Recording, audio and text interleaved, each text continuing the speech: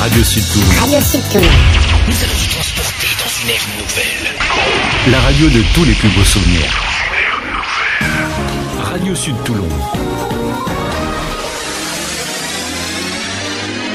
Sur Radio Sud Toulon, Dédi Sud, 10h midi, 10h midi. Bonjour, bienvenue sur Radio Sud Toulon pour Dédi Sud, 2 heures de musique avec les dédicaces dans un instant au 06 66 20 35 69 ou par mail radiosudtoulon@hotmail.fr. Juste après les dédicaces, l'agenda pour savoir ce qui se passe dans votre région.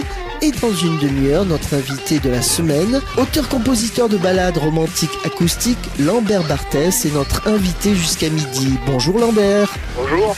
Ça va bien ? Ah, tout va bien. En ce dimanche matin, on va parler de votre premier album, Le plus beau des voyages, tout à l'heure, juste après les dédicaces et l'agenda. Ça vous va ? Oui, tout à fait. Eh bien, on se retrouve tout à l'heure. D'accord, tout de suite. L'invité de la semaine sur Radio Sud Toulon. Lambert Barthès, 26 ans, auteur, compositeur, interprète, catalan, originaire de Perpignan. Ses chansons sont pour la plupart des ballades, à la fois romantiques et mélancoliques, en français accompagnées à la guitare acoustique. Un album et un univers que nous allons découvrir. Bienvenue Lambert Barthès. Bonjour. Alors, comment est née cette passion ? Alors, ça remonte il y a longtemps quand même. C'est-à-dire que déjà tout petit, j'adorais chanter. Ma mère était une grande fan de Francis Cabrel et j'écoutais très souvent ses chansons. J'écoutais Joe Dassin, j'écoutais Eddie Mitchell. Et c'est vrai que j'étais bercé par cette ambiance un peu de chansons françaises, un peu à l'ancienne mode, quoi. Mmh. Et donc, j'adorais chanter. Je passais ma journée à chanter, quoi. Et après, quand j'ai grandi, je me suis inscrit au conservatoire parce que quand j'étais petit, ma mère, pour moi c'était une passion, hein, mais elle envisageait pas par exemple que je puisse faire du chant ou quelque chose comme ça. C'était un truc pour elle, c'était un loisir, quoi. Bien sûr. Pour moi c'était plus qu'un loisir, c'était vraiment quelque chose qui me passionnait vraiment, quoi. Vos parents sont musiciens ? Pas du tout. Non, donc c'est une passion, c'est en regardant, en écoutant les musiques que vos parents achetaient, et puis en regardant la télé et en écoutant la radio, que cette passion vous est venue ? Alors c'est surtout en écoutant les chansons avec ma mère. Ma mère écoutait beaucoup de musique. Mmh. C'est surtout en écoutant de la musique avec ma mère que j'aimais chanter les chansons que j'entendais, quoi. Quelle est votre formation musicale ? Alors je suis au conservatoire, là je suis en 3e cycle, je crois. C'est pas les cycles, le nombre d'années m'intéresse pas beaucoup, c'est surtout le fait de progresser. Donc là je suis au conservatoire en chant lyrique. Et après j'ai une formation un peu d'autodidacte, c'est-à-dire que j'ai appris la guitare, entre 2-3 trucs, mais j'ai appris la guitare comme ça, sans prendre vraiment de cours. Et la composition, pareil, ça m'est venu naturellement, quoi. Mais pour le conservatoire, c'est à l'âge de 17 ans que vous l'intégrez, et le conservatoire, c'est juste pour le chant, pas pour la musique ? En fait, au conservatoire, je fais le solfège. Oui. Donc, c'est-à-dire tout ce qui est... Oui, vous apprenez les notes, tout ça ? Lecture de notes, Mmh. voilà. Et je fais aussi, surtout le chant lyrique, quoi.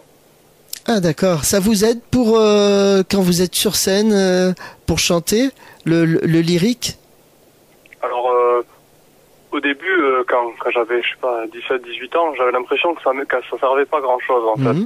Et au fur et à mesure, je me suis aperçu que mine de rien, ça servait surtout sur le fait de l'endurance, c'est-à-dire que avec une technique qui s'améliore au fur et à mesure, moi c'est pas trop mon truc, c'est-à-dire que en général, je suis plutôt naturel et naturellement, je suis pas super bien positionné, etc. Mais avec une technique qui s'améliore au fur et à mesure, j'ai remarqué que par exemple, avant, en 1 heure, je commençais à être fatigué, quoi. Et maintenant que ma technique s'améliore, je vois qu'au bout de 2 heures, 2 heures et demie de concert avec mes amis et mes musiciens, je suis pas fatigué comme avant, quoi. Ah d'accord, ça vous aide de faire des respirations, d'apprendre à poser votre voix, tout ça, ça vous sert aussi pour l'endurance ?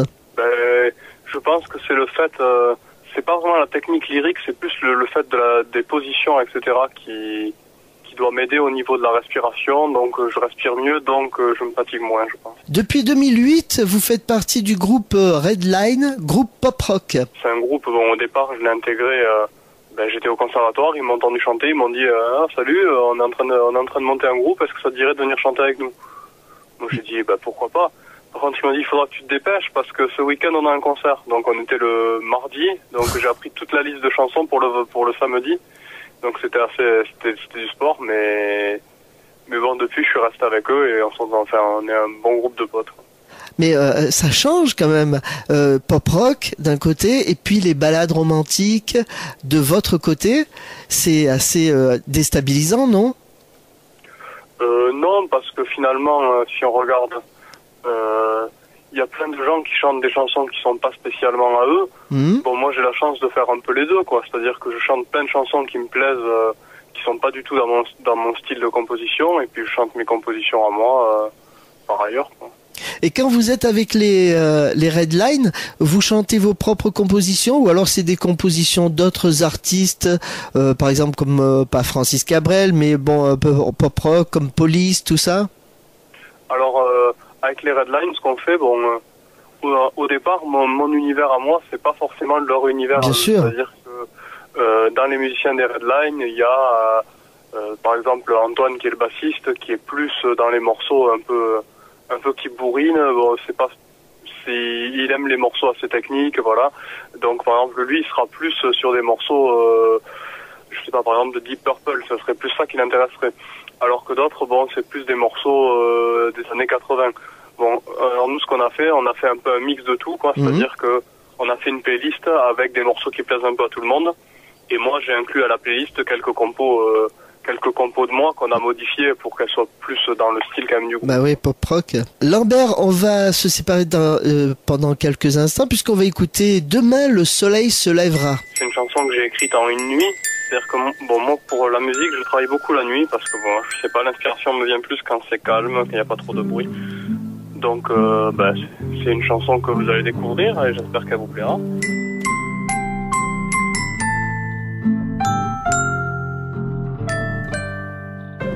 Regarde-moi, je serai là pour toi toujours. Ne pleure pas, il n'y a pas plus grand que notre amour. Et demain le soleil se lèvera, ce sera un autre jour pour toi et moi.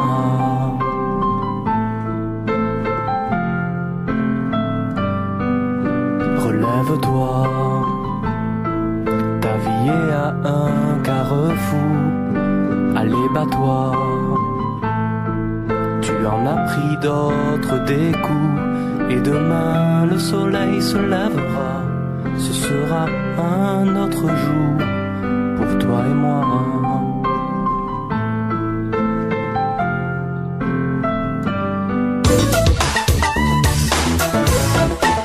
Lambert Barthès sur Radio Sud Toulon jusqu'à midi, auteur, compositeur, interprète. Et en parlant de composition, la première fois c'était quand et où? La première fois que j'ai composé, ouais, c'était dans mon lit quand j'avais 17 ans.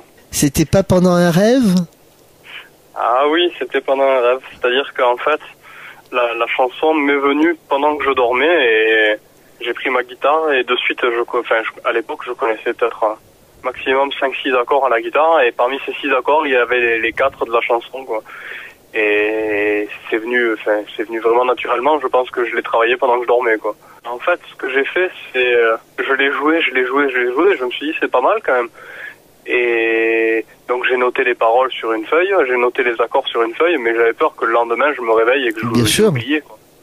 Donc du coup j'ai pratiquement pas dormi et le lendemain j'ai cherché parce que bon à l'époque j'avais pas de quoi enregistrer puisque j'avais jamais eu besoin d'enregistrer vraiment quelque chose. Et donc du coup j'ai cherché chez moi un vieux magnétophone à cassette pour enregistrer ce que j'avais fait pour pas oublier. C'était pour quelle chanson? C'était le plus beau des voyages. Et après vous avez pas eu le syndrome de la page blanche? Alors moi au départ quand j'ai écrit cette chanson je me suis dit j'ai eu une idée, j'ai écrit une chanson mais il y en aura plus qui viendront, quoi. C'est juste comme ça m'est venu parce que je savais pas trop d'où ça venait ni comment, mais je me suis dit bon, je vais en écrire une et voilà, il y aura plus rien qui reviendra quoi.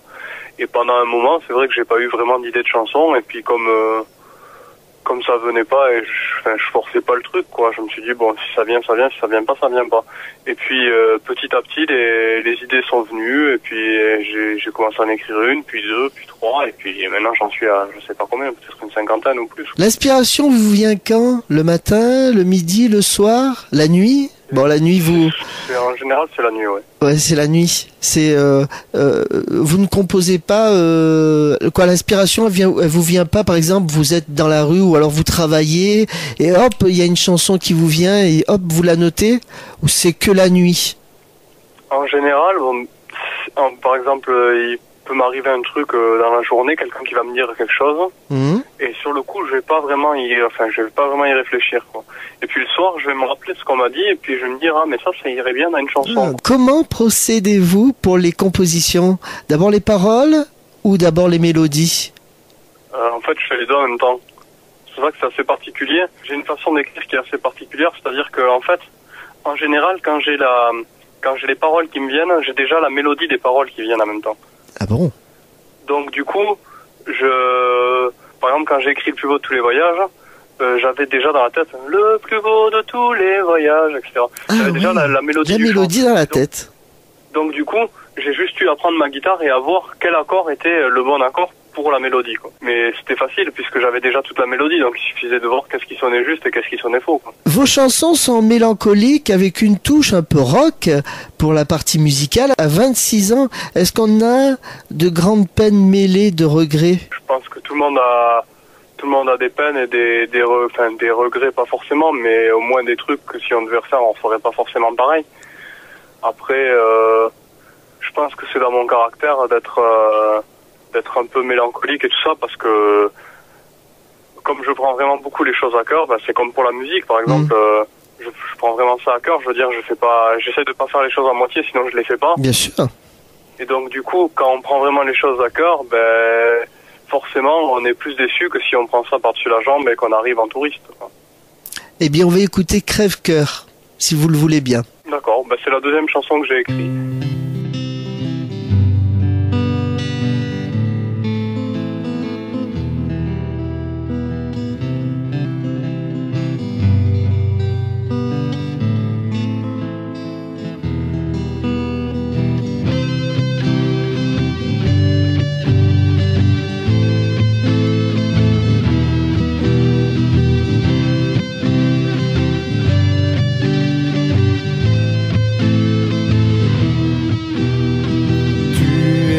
Crève-cœur dans mon petit cœur crevé, je n'ai pas su le voir combien je t'aimais. Si tu reviens un jour, j'aurai pas oublié ton visage angélique en moi sera gravé.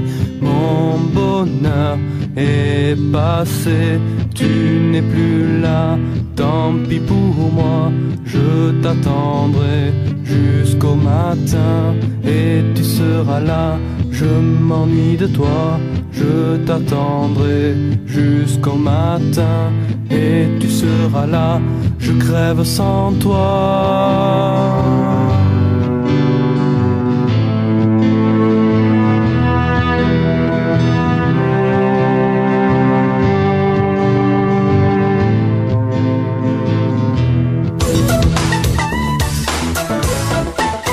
Retour sur la radio de tous vos plus beaux souvenirs pour parler du plus beau des voyages, premier album de Lambert Barthès.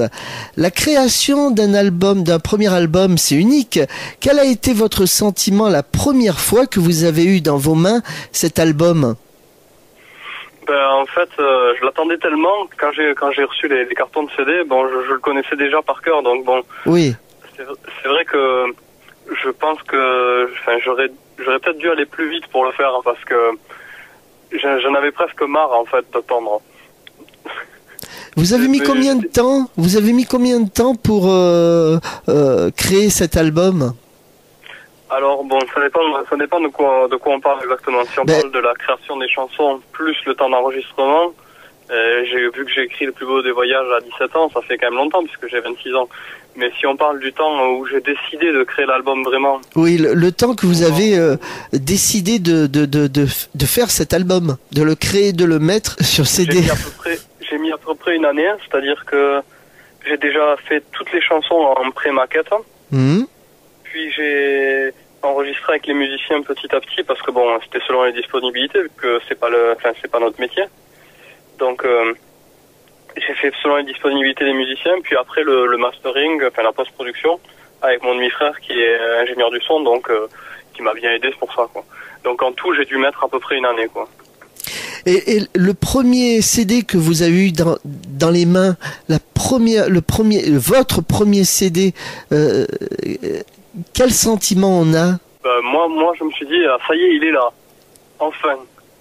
Je me suis dit, après j'ai regardé tous les petits détails et je me suis dit, pourvu qu'il n'y ait pas eu de problème avec l'infographie, enfin, parce qu'en fait, à ce moment-là, on se dit plus, pourvu qu'il n'y ait pas de problème. Eh oui.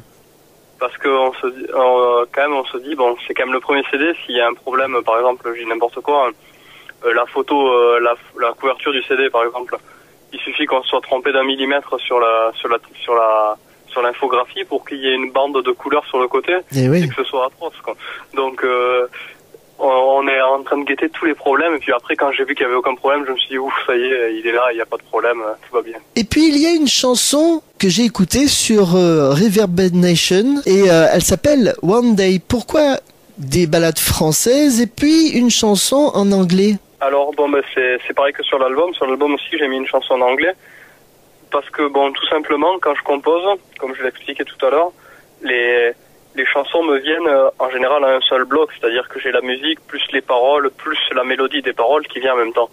Et cette chanson, elle m'est venue en anglais, et donc, comme c'est venu comme ça, je l'ai pas changé, quoi, tout simplement. Et donc je l'ai gardée en anglais, parce que je me suis dit, ça sert à rien de traduire une chanson qui nous vient naturellement en anglais, bien sûr, un truc en franglais qui sonnera bizarrement, quoi. Eh bien, on va l'écouter. Avec plaisir.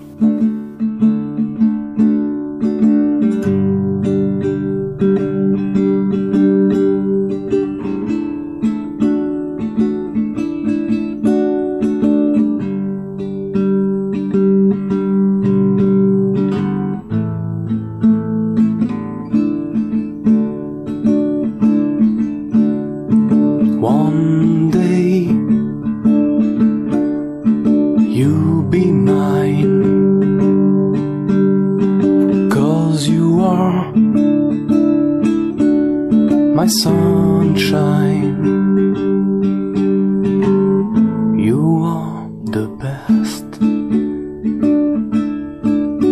When I feel your body in my hand, I'm just happy to play them.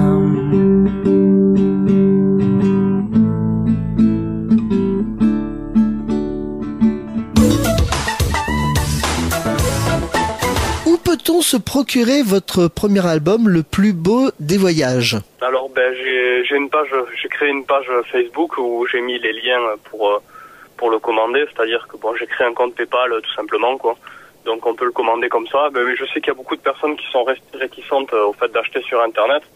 Donc j'ai aussi mis sur ma page, voilà, s'il y a besoin d'informations comme contact en message privé parce qu'il y en a beaucoup qui préfèrent envoyer par exemple un chèque plutôt que de payer par internet, parce que bon, ils ont peur de se faire pirater ou quelque chose comme ça. Donc du coup, bon, j'ai ma page Facebook et il suffit de venir me contacter, de me demander mon adresse, j'envoie mon adresse et comme ça, j'envoie le CD aussi, quoi. Qui sont les musiciens qui vous accompagnent sur scène? Alors bon, sur scène, je suis accompagné par deux filles, qui s'appellent Claire Pratt et Juliette Vassero.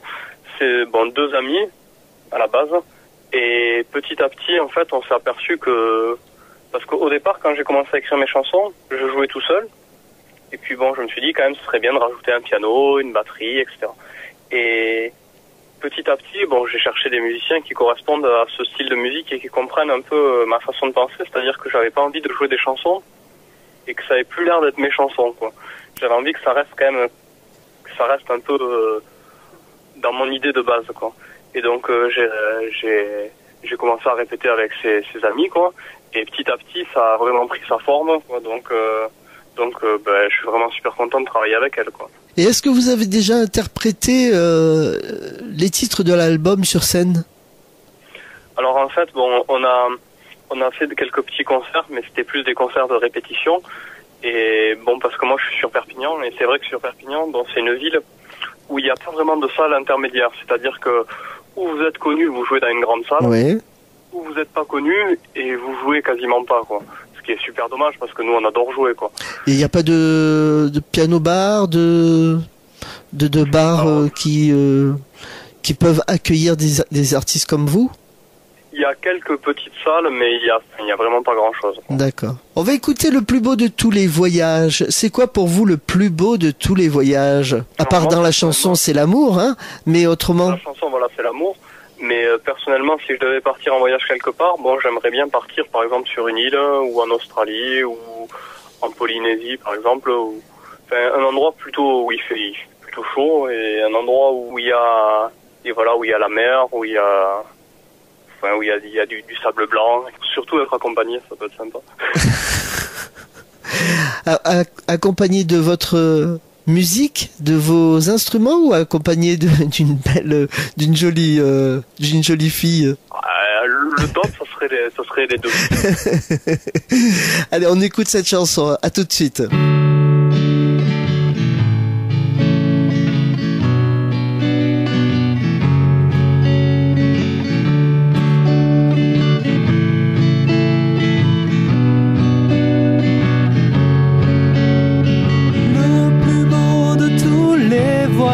C'est celui qui te rend heureux.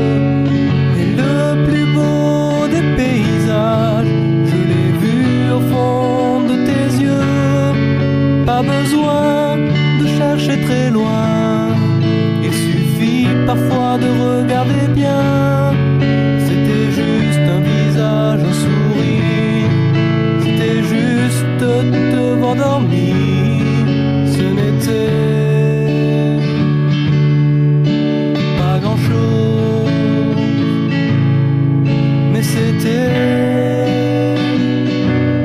un plaisir.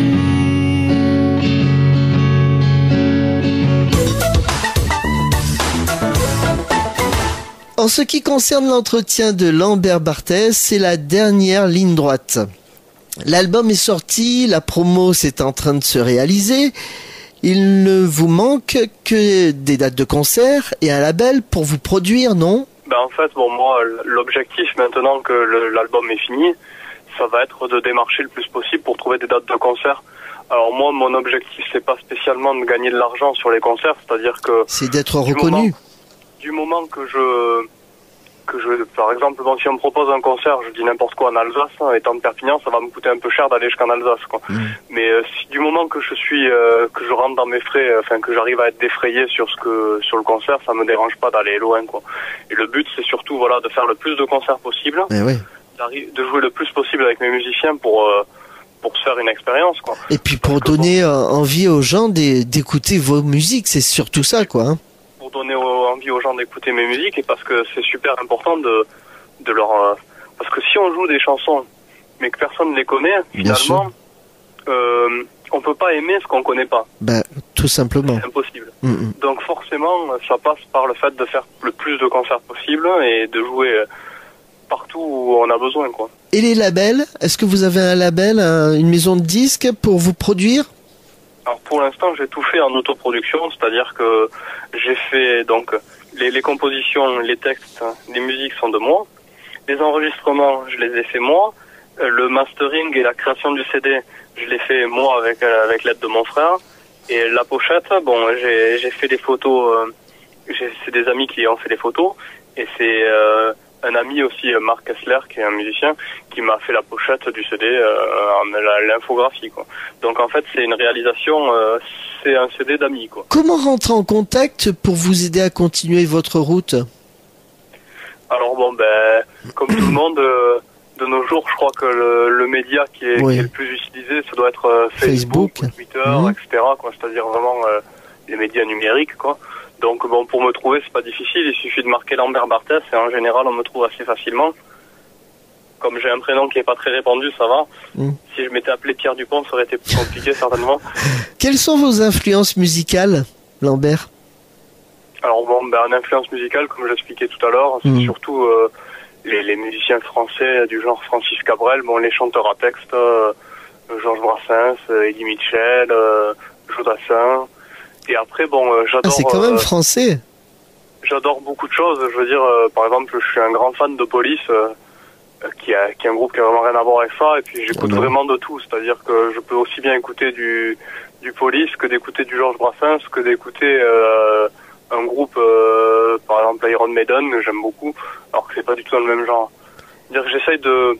Je pense que être musicien et se fermer à un seul style, c'est un peu dommage. C'est-à-dire que on perd plein de choses parce qu'il y a des choses intéressantes dans tous les styles, quoi. C'est comme si on était cinéaste et qu'on faisait que des films de guerre, par exemple. Bon, je pense qu'à un moment, ça serait lassant, quoi. Et aussi un peu de classique ou pas du tout? Le classique, c'est pas vraiment ma culture. J'en écoute un petit peu. Oui. Mais c'est vrai que c'est pas vraiment ma culture. Après, bon, j'en écoute de temps en temps, mais c'est plus, voilà, de temps en temps j'en écoute, mais c'est pas ma grande passion, quoi. Le moment le plus intense pour vous, c'est l'écriture, l'enregistrement ou la scène? Il n'y a pas photo, c'est la scène. Ouais. Parce que c'est à ce moment-là où on a un peu le verdict, c'est-à-dire que quand on écrit une chanson, on se dit oui, ça a l'air bien, ou oui, c'est super, ou ouais, on verra, quoi. Quand on l'enregistre, là on commence à voir un peu ce que ça va donner au final, mais ça peut très bien nous plaire à nous et pas plaire aux autres. Bien sûr. Et après au concert, là on voit le résultat, c'est-à-dire que quand on joue une chanson et que on voit qu'il y a des gens qui commencent à la chanter avec vous, là on se dit bon ben finalement c'est qu'elle leur a plu, quoi. Mais d'abord les artistes, il faut les voir sur scène. Et aussi bon, il y a quelque chose qui est important, c'est que sur scène c'est un peu magique, c'est-à-dire que nous ici, bon, on n'a pas cette chance-là, mais on n'a pas, par exemple, on n'a pas la chance de jouer dans des salles où il y a l'éclairage, où il y a tout ça. Mais à partir du moment où il y a l'éclairage, c'est comme si, enfin, c'est ce qu'on appelle l'habit de lumière un peu. Hein. C'est ça. Hein. C'est-à-dire que à partir du moment où la scène, où vous rentrez en scène, vous êtes plus vraiment la même personne. Vous êtes l'artiste qui chante, quoi. Alors que quand vous êtes dans une salle où il n'y a pas d'éclairage, tout ça, vous êtes un mec parmi d'autres avec une guitare en train de chanter. Vous êtes nu, vous n'êtes pas habillé. Voilà, c'est un peu ça, oui. Bon, on n'est pas nus, mais... Non, mais ce que je veux dire, c'est que il n'y a pas toute la beauté et la magie de la lumière. Oui, il manque vraiment quelque chose. Hein. Il manque... C'est comme si on avait une maison et qu'on n'avait pas la peinture. Une chanson que Francis Cabrel aurait pu interpréter, Chef Seattle. J'ai regardé votre vidéo sur Reverb Nation. L'environnement, la terre et nos amis les animaux vous préoccupent? Oui, parce que quand on voit tout ce qui se passe sur Terre, quoi, on se rend compte qu'au final, bon, si on regarde bien, nous on est là pour une durée limitée. Mais ce qu'on fait en ce moment, on est en train de saccager à durée quasiment illimitée, quoi. Même si on sait que la vie tôt ou tard prendra le dessus, parce que bon, c'est inévitable, quoi. Mais quand même, on fait de sacrés dégâts. Et si on vous donnait la possibilité de vous exprimer devant un politique, que lui diriez-vous? Si on me donnait la possibilité de m'exprimer devant un politique, quoi, ça dépend quel politique. Si par exemple, le président de la République, voilà. Ou je sais pas, votre maire. Si c'était le président de la République, j'essaierais de ne pas m'emporter parce que bon, j'ai tendance à être un peu excessif, comme tous les gens qui sont passionnés. Et je ne tiens pas à aller en prison. Mais non, je pense que je lui dirais, voilà, les gens du peuple, hein, enfin, nous, quoi, tout le monde, on a de la pression. C'est-à-dire que, par exemple, vous, si vous perdez votre travail, le mois prochain, vous pouvez pas payer vos factures. Bien sûr. Les politiques, ils n'ont pas de pression, c'est-à-dire que le jour où ils perdent leur travail, de toute façon, ils ont quand même déjà leur retraite de ministre, ils ont déjà leur retraite de président, leur retraite de maire, de député, et j'en passe. Donc ils ne risquent absolument rien.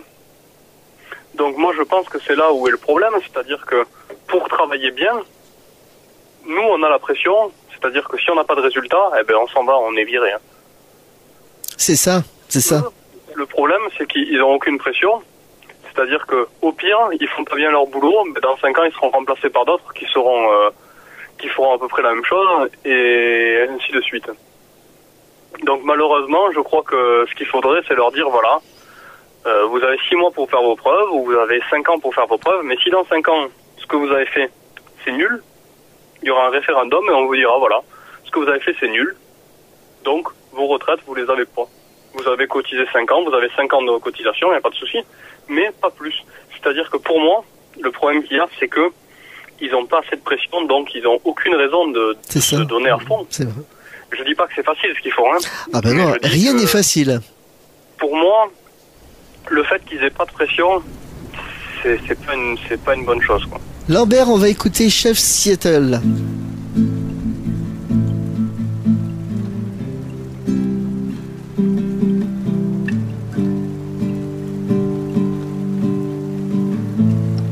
Tu avais prédit dans l'eau du fleuve un avenir troublé. Tu avais su voir dans les fleurs des sœurs pour l'humanité. Tu savais longtemps avant nous que notre terre était sacrée. La terre n'appartient pas aux hommes, mais l'homme appartient à la terre. N'oublions jamais qui nous sommes et tout ce qu'on a pu lui faire. Chef Seattle, dans ta grande sagesse, tu avais su le deviner, que bien des années plus tard, rien n'aurait changé. Merci Lambert Barthès pour vos balades, et je rappelle l'album Le plus beau des voyages qui est maintenant disponible, c'est ça? Voilà, il est disponible donc sur ma page web, sur mon Facebook, il suffit de marquer Lambert Barthès, vous me retrouverez facilement. Sinon vous marquez Lambert Barthès sur Google, ou vous marquez Le plus beau de tous les voyages, ou Le plus beau des voyages, vous trouverez facilement. Merci beaucoup d'avoir passé 1h30 en notre compagnie, et puis à très très bientôt sur Radio Sud Toulon. Bah, avec plaisir, et j'espère passer un de ces jours pas très loin de chez vous. Nous on vous attend, hein. Il n'y a aucun problème. D'ailleurs, s'il y a des personnes qui organisent des concerts et qui écoutent, ce sera avec plaisir que je viendrai jouer. Merci beaucoup Lambert Barthès pour cet entretien. Vous retrouverez, si vous avez manqué le début, le replay de cette interview sur la page Facebook de Radio Sud Toulon, la web radio de Toulon. Et on se quitte avec mon coup de cœur, les Daft Punk. Ils ont ressorti les vinyles de leur enfance, de Michael Jackson, Kool and the Gang. Les chantres de la musique robotique ont compris qu'ils avaient besoin de vrais musiciens pour incarner leur nouveau titre. L'album est plus que réussi, dansant, intelligent, technologique et vivant. Il permet à Daft Punk de continuer à régner sur la musique française. Bon appétit si vous passez à table, et puis on se retrouve nous dimanche prochain. Radio Sud Toulon. Radio Sud Toulon.